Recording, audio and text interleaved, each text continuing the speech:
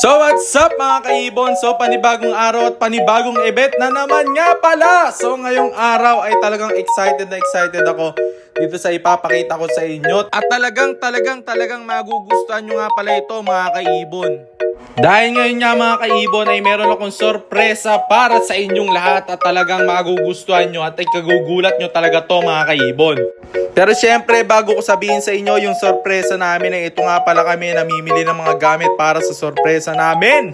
At ito na nga yung sumunod na araw para mamili kami ng mga gamit na kakailanganin namin dito sa sorpresa namin para sa inyo. At ayan nga mga kaibon, makikita nyo namimili na kami dyan ng mga gamit at kung makikita ninyo talagang mayroong plato.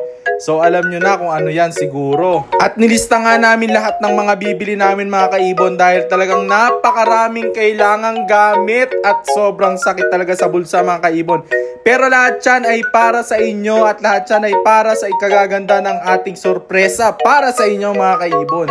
Kaya talagang namili kami ng mga gagandang gamit at talagang magagamit ninyo para sa ikasasaya ng bawat isa. At syempre sa sorpresa kong ito para sa inyo ay kasama ko syempre ang aking napakagandang girlfriend na si Gwyneth. At siya, namimili na nga pala siya ng mga gamit dyan. Nagdilista na din siya ng mga gamit na kailangan namin. Nailista na nga pala namin yan bago kami mamili dahil marami talaga yung gamit na kakailanganin natin. At yan syempre talagang pinipili namin at iniikot naming mabuti. Ayan nakita nyo naman sumalampak na kami para makapili ng magandang kutsara at tinidor.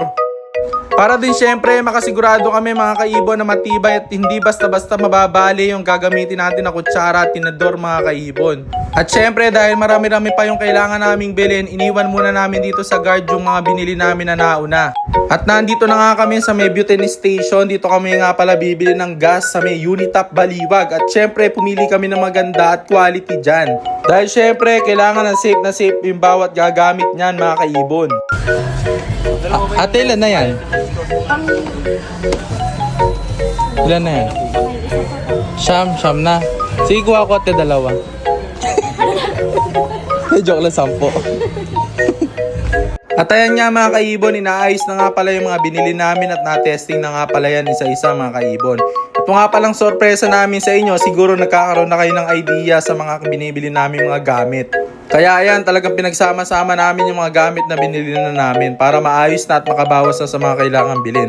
At ito na nga mga kaibon, nandito na nga pala kami sa cashier. Dito nga pala yung lugar kung saan talagang kakabahan ka dahil sa dami ng pinamili namin mga kaibon. Pero talagang ganon, talagang kailangan natin mapagastos para mapaganda natin at maging pulido at maging successful nga pala itong sorpresa namin para sa inyo mga kaibon. Kung makikita nyo mga kaibon,